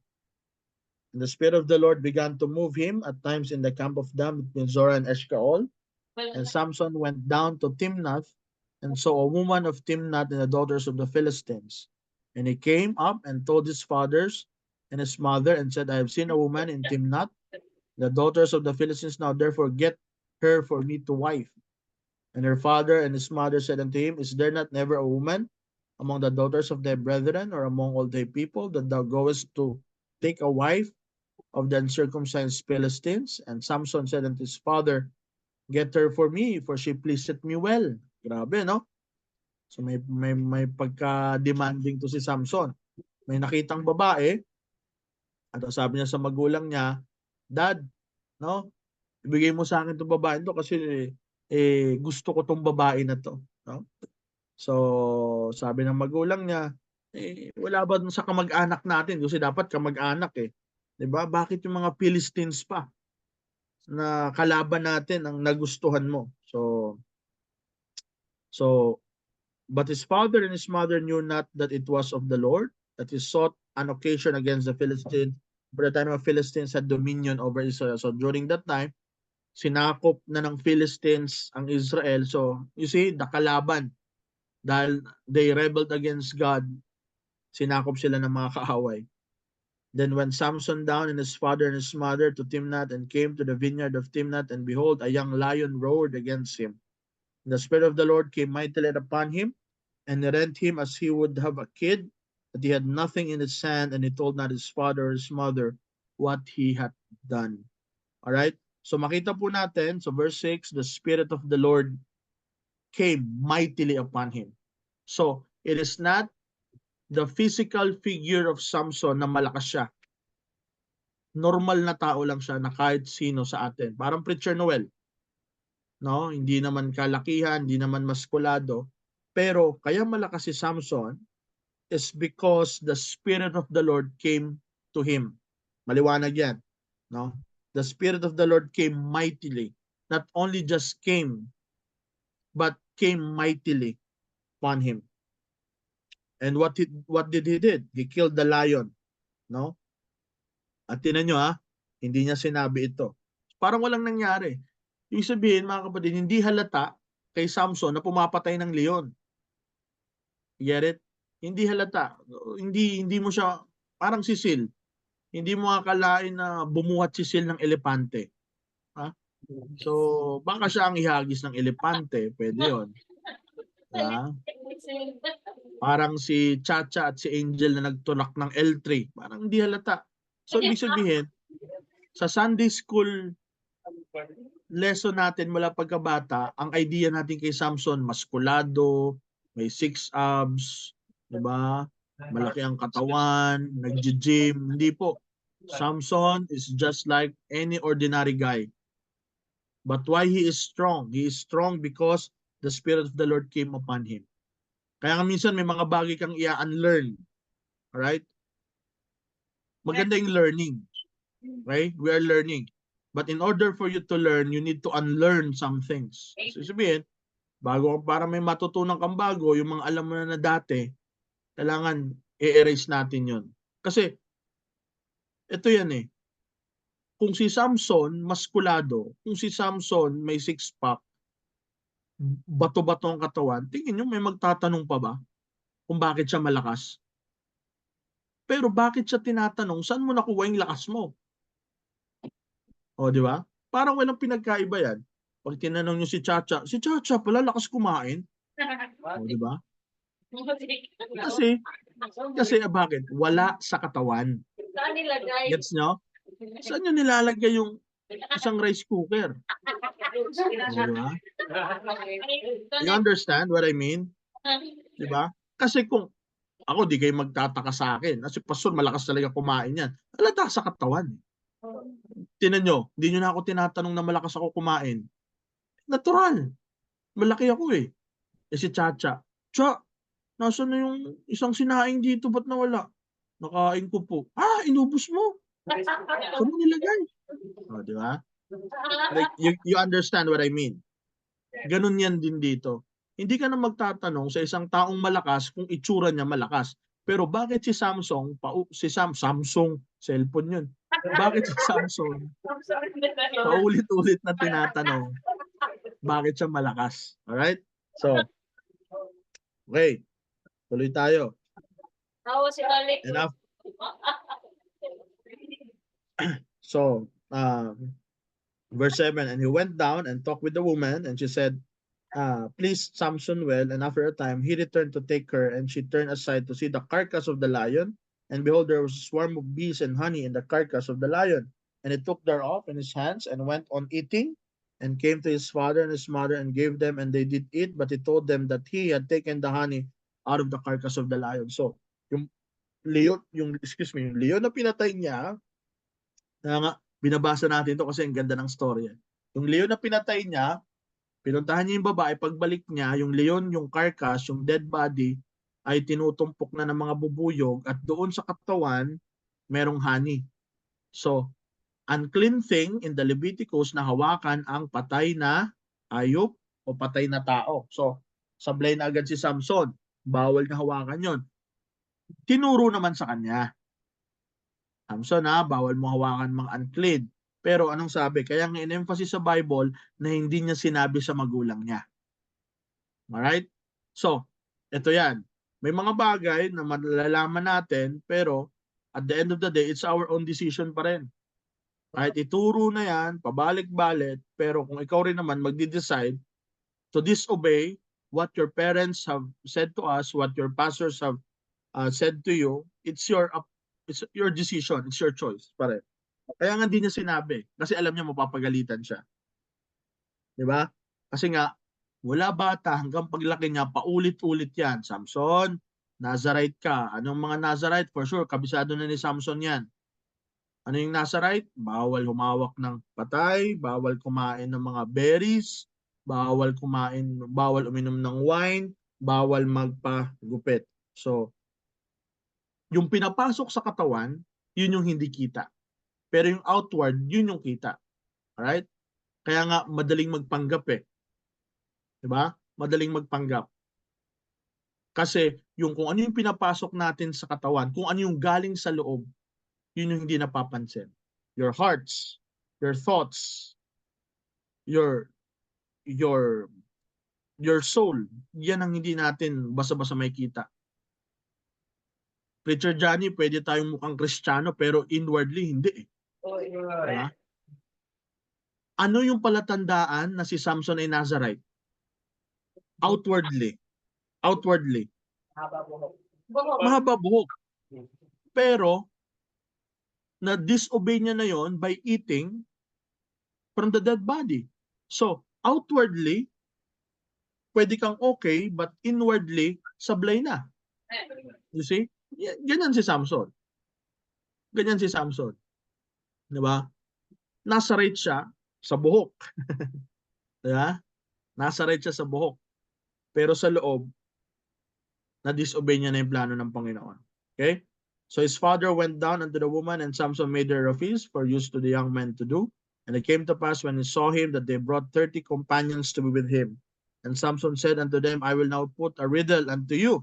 If you can certainly declare within 7 days of the feast and find it out, then I will give you 30 sheets of 30 chains of garments. So si Samson, nagpa-contest, at nakita nyo mga kapatid, 7 days. Because normal Arab setting, okay? Normal Arab setting ay ang wedding ay 1 linggo talaga. Kaya kung gusto niyo ikasal sa Middle Eastern culture, maghahanda ka for 7 days. Ganyan din sa John chapter 4, John chapter 2. the wedding at Cana. After ilang araw, sabi ng host doon sa ikakasal, bakit ngayon mo lang nilabas tong masarap na wine? Because the good wine must be presented first sa first days ng feast. Kaya nung natikman nila yung wine na gawa ni Jesus, bakit ngayon mo lang nilabas tong masarap na wine? Because normally, ayun sinisingit ko na pati yung tradition normally, the wedding ay umaabot po talaga ng 1 linggo. Depende pa yan. Kaya nga, doon natin makikita yung picture na during tribulation, 7 years, kasabay nito ang marriage supper of the Lamb. Get it? So may mga spiritual implications yan. Because para ma-unlock mo ang Bible, in God's point of view, you need to know the cultures of Middle East people. You need to know the culture of the Bible. Kasal natin isang araw lang. It doesn't make sense. Ngayon, we understand bakit kailangan ng 7 years na gap between the coming of the Lord Jesus Christ in the second phase, na habang nagtitribulation sa lupa, ay merong 7 years Bema judgment at the same time the marriage supper of the Lamb. So there's a lot of things to discuss pa na later on ma-understand pa natin eventually. Pero nakita niyo yung numbering 7 days. Sa tribulation 7 years. Ang kasalan nila 1 week, 7 days. Para maintindihan po natin kung anong ginagawa po nila. No? Kaya nga mas maganda ma-discuss pa natin to. Pero pinapasadaan ko lang para later on maintindihan pa natin. So, si Samson nagpa-contest, nagpa-riddle, bugtong-bugtong. Okay? Pag nasagot niyo yung bugtong-bugtong ko, ay meron kayong gift na 30 sheets of garments. Ano 30 na ternong damit. Napalitan. 30 sheets and 30 change of garments. Why? Because a modern, a casual Middle East figure, 2 hanggang 3 lang ang change ng sheet. Di katulad natin, dami nating aparador na marami tayong mga damit. Noong unang panahon, ang kanilang damit, yung normal na tao, yung hindi mayaman yung normal na tao ay hanggang 3 set lang ang damit niya. Okay? Kaya etong pa-contest ni Samson ay talagang bongga to sa panahon nila. Kasi kung sinong mananalo, 30 changes, 30 set ng damit ang ibibigay niya.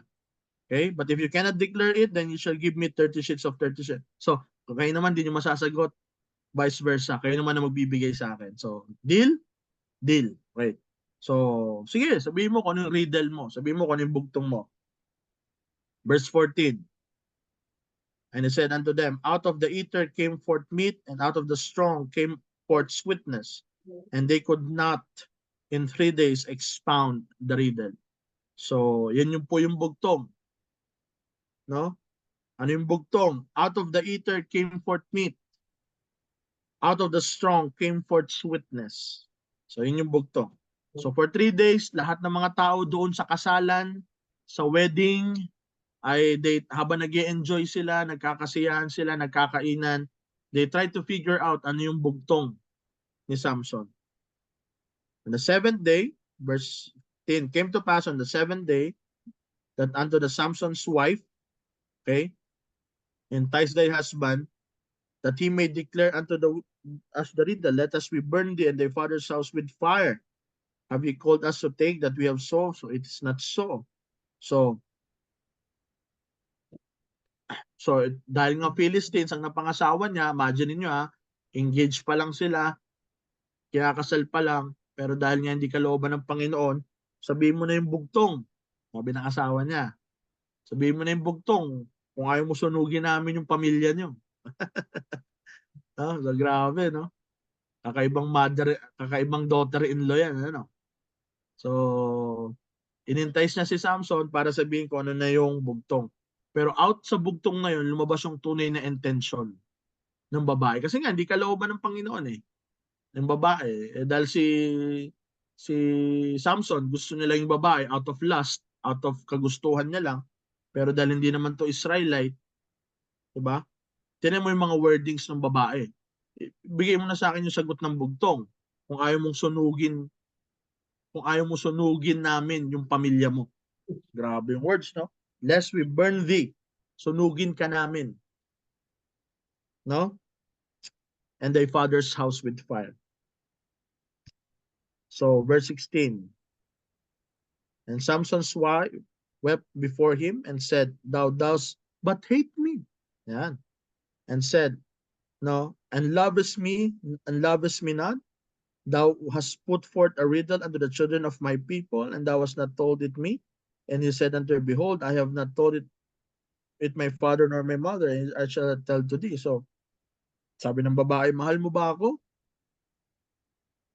Di mo sinasabi sa akin yung bugtong. So, sabi ni Samson, ako nga kahit sa magulang ko, di ko sinasabi. So, kakaiba rin to si Samson no? And she wept, no? Nag-iyak-iyakan yung babae, and she wept 7 days while their feast lasted, and came to pass on the 7th day that he told her, because she lay sore upon him, and she told the riddle to the children of her people. And the men of the city said unto him on the 7th day, before the sun went down, what is sweeter than honey? And what is stronger than a lion? So ang sagot doon sa bugtong is honey and lion. Yun lang yun. And he said unto them, if he had not plowed with my heifer, he had not found out my riddle. And the Spirit of the Lord came upon him, and he went down to Ashkelon, and slew 30 men of them, and took their spoil, and gave change of their garments, expounded the riddle, and his anger was kindled, and he went up with his father's house. So, dahil nalaman yung intensyon ng babae na gusto palang patayin si Samson, pati ang pamilya niya, after ng wedding, mga kapatid, grabe, no? Divorce, hindi lang sila nag-divorce, pati pinatay pa ni Samson yung pamilya ng babae. Right after, the Spirit of the Lord came upon him. You see? So, ganda ng ending ng marriage nila, no? Nauwi sa patayan, no? Ikaw ba naman, sabihan ka ng ganun, no? Sabihin mo sa akin yung bugtong, gusto mong patayin kita, pati yung grabe, no? Ngayon, si Samson ang gumawa nun sa kabaligtaran. Binaligtad niya yung sitwasyon. So, ngayon, yung asawa ni Samson, o tignan sa nangyari sa verse 20, yung asawa ni Samson, Samson's wife was given to his companion, whom he has used as his friend. O, di ba? So, walastik, no? Yung asawa ni Samson, dahil nga pinatay ni Samson yung pamilya niya, yung asawa niya ay napunta sa kaibigan niya. Kaibigang matalik ni Samson. O, di ba? Pang rapid tulpo ang kwento. O, di ba? And Samson's wife was given to his companion, whom he had used to be his friend. O, di ba? Dati kaibigan ko yan pero di ko na kaibigan yan. Kasi yung asawa ko, asawa niya na. O, di ba? Pang ano, no? Parang ang labo kung minsan, no? Okay. Kakaiba rin yung kwento, no? So, Nakaibigan. di ba? And it came to pass within a while, this time, with harvest, that Samson visited his wife and with his kid, no? So, yan. Ibang kwento na to, no? So, pumunta naman si Samson dun sa vineyard, no? At tinan yung ginawa niya sa verse 4, he caught 300 foxes and took firebrands and turned their tails to tail and put a firebrand into the midst between two tails. And when they had set with a branch of fire, he let them go into the standing upon the Philistines and burnt upon those shocks, all the standing corn and the vineyards and olives. So, si Samson, di ko alam saan niya nakuha itong 300 foxes. Yung buntot ng foxes, pinagtali-tali niya at sinunog niya. At yung mga foxes, pinakalat niya doon sa taniman ng mga Philistines para masunog yung taniman. So, in short, forest fire ang nangyari. Yung mitsa nanggaling sa mga foxes, yung apoy galing doon, pinakalat niya yung mga foxes. 300 300 pieces ng foxes, no? At yun na nangyari, no? So at bandang dulo, no, sa verse 8, and he smote the Philistines with a great slaughter, and he went down and dwelt in the top of rock of Etam. So marami na naman siya mga pinatay ng mga tao. Verse 11, 3,000 men of Judah went to the top of rock Etam and said to some, knowest not that the Philistines are rulers over us? What is it thou hast done unto us? And he said unto them, as they did unto me, so I have done unto you. So during this time, the Philistines are the rulers of the Israelites. So yung Judah nagtaka, bakit pinatay mo yung mga Philistines? Alam mo ba sila leader natin? So parang sablay, di ba? That magpapasalamat pa nga eh. Talagang iba na talaga mindset nila, no? Okay? So verse 14, and came unto Lehi, the Philistines shouted against him. The Spirit of the Lord came mightily upon him, and the cords that were upon his arms became as flax that was burnt with fire, and his bands loose from off his hands. And he found a new jawbone of an ass, put 40 cents, and took it and slew 1,000 men therein. Okay? And Samson said, with the jawbone of an ass, heaps upon the heaps, and the jaw of an ass have slain 1,000 men. So just try to imagine. Paano nakakuha si Samson ng 300 fox, pinagtatali niya yung bundot, paano niya pinatay ang libo-libong tao? Diba? So, why is it? What's the reason? Because of the Spirit of the Lord that came upon him. So, chapter 16, ito na yung famous na kwento na na, na ni Samson, si Samson and Delilah. So, tama yung sabi ni JR, marupok, no? Na puro babae lagi nakikita eh. No? So, sa chapter 14, babae. Sa chapter 15, may babae na naman, no? Gusto niya may bagong asawa na naman. Tapos sa chapter 16, no, babae na naman. So, tama yung sagot ni JR, no? So, kaya si JR kailangan ng pukpuk. Amen. All right, so verse 3, and Samson lay till midnight and rose in the midnight and took the doors. Tinan nyo kinulong siya, no? Dahil bukas ay papatay na siya, pero nung madaling araw si Samson nagising at kinuha niya yung poste ng gate ng city at tumakbo siya. Saka nakita, nakagapos siya, tapos tumatakbo siya sa bundok. Dala-dala niya yung pintuan, yung mabigat na pintuan ng syudad. Grabe, no? So, malakas talaga si Samson. And it came to pass afterward, he loved a woman in a valley of Sorek, whose name was Delilah. And the lords of the Philistines came upon to her, and said unto her, entice him, and see wherein his great strength lieth. Yan, nagtatanong na yung mga Philistines. Yan si Samson, sakit ng ulo na natin yan eh. Tanong mo nga Delilah, asawahin mo, linlangin mo, paibigin mo. At itanong mo, saan galing ang kanyang kalakasan. Yan. So, yan nga yung sinasabi ko kanina. Kung si Samson ay maskulado na, hindi na nila tatanungin. No? And Delilah said unto Samson, tell me, I pray thee, wherein thy great strength lieth, and where thou mightest be bound to afflict thee. Okay? So, sinabi niya yung mga dahilan, hanggang pangatlo, puro mali. Nililin lang niya si Delilah. Pero nung last, si Delilah, umiiyak na. No, sabihin mo sa akin, kung mahal mo talaga ako, sabihin mo sa akin, no? Ay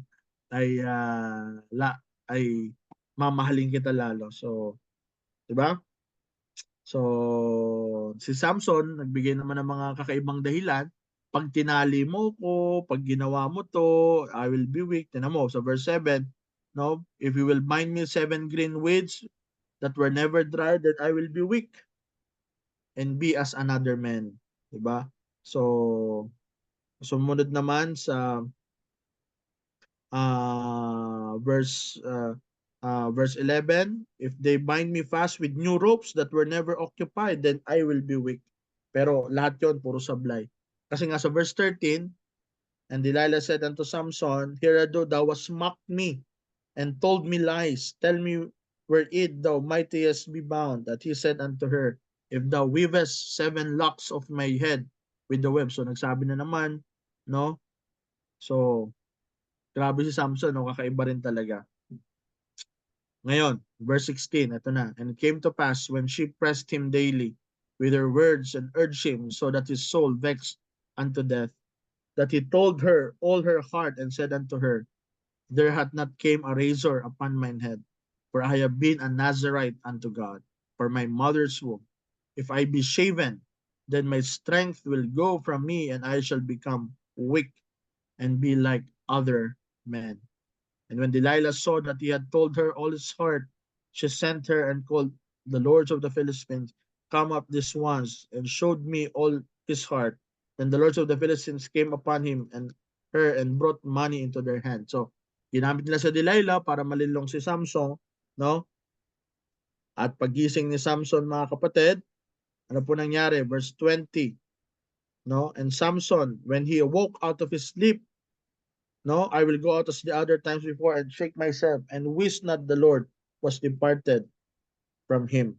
But the Philistines took him and put out his eyes and brought him down to Gaza and bound him with fetters and brands and did grind in the prison's house. So, in short, nawala ng kalakasan ni Samson, no? Hindi dahil sa kanyang buhok, kundi dahil ang Panginoon ay wala sa kanya. No? At tinan yung ginawa kay Samson, dinukot ang kanyang mata, tinali siya doon sa isang sa prison house, no? At nawalan siya ng kalakasan. Okay? At siya ay na-offer kay Dagon. Okay? Yung Diyos ng mga Philistines, si Dagon. And the people saw him and praised their God because na-capture nila si Samson. Okay? So, nagsayawan sila, nagkantahan sila, and everything. And, tinan nyo mga kapatid, verse 28. Ito na po yung realization. Ito na po yung turning point sa buhay ni Samson. After many things that happened to him, no? And Samson called unto the Lord. Yan. Ito lang instance sa makita natin na tumawag siya sa Panginoon. Kasi for many times, pinaglalaruan niya ang Panginoon, naglalaro lang siya sa buhay niya. Then, kahit malakas siya, the Spirit of the Lord came unto him, but God teach him a lesson na hindi natin pwede paglaruan ng Panginoon, no?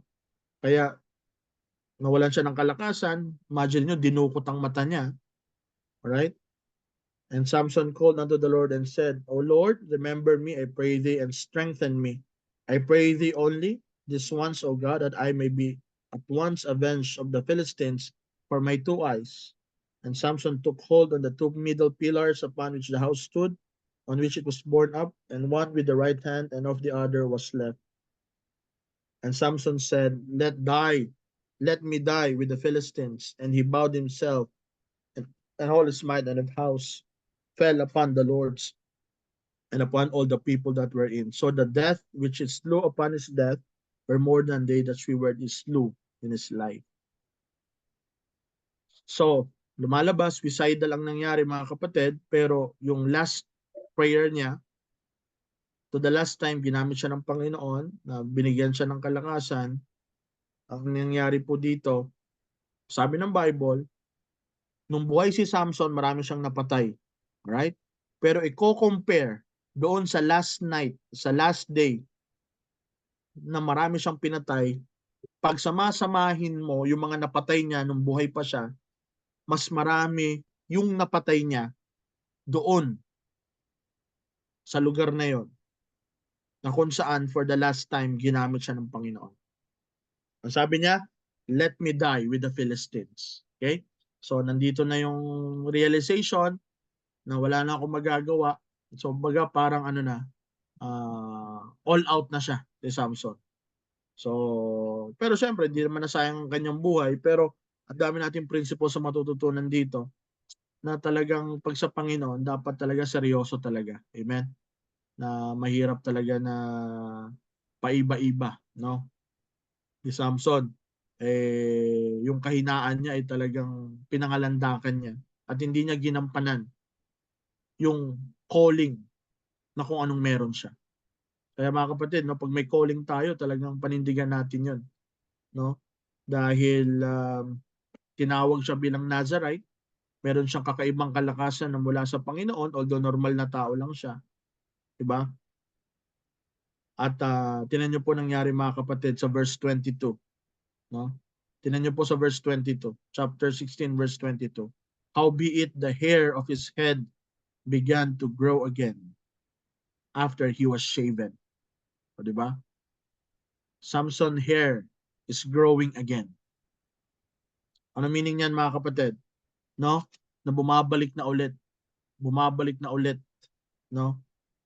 Kung yung representation ng presensya ng Panginoon sa kanya sa pamamagitan ng buhok ay nawala. But notice mga kapatid, his head began to grow again. The hair of his head began to grow again. So, meaning, second chance. Diba? Yung bagong pagkakataon. Yung dating nawala. Yung sigla, yung kalakasan, yung excitement sa paglilingkod sa Panginoon, nawala yon. Pero itong maganda mga kapatid, the hair of his head began to grow again. Amen? Yan ang maganda. No, there will come a time na parang ito, no, malinis. Iba naman to. Diba?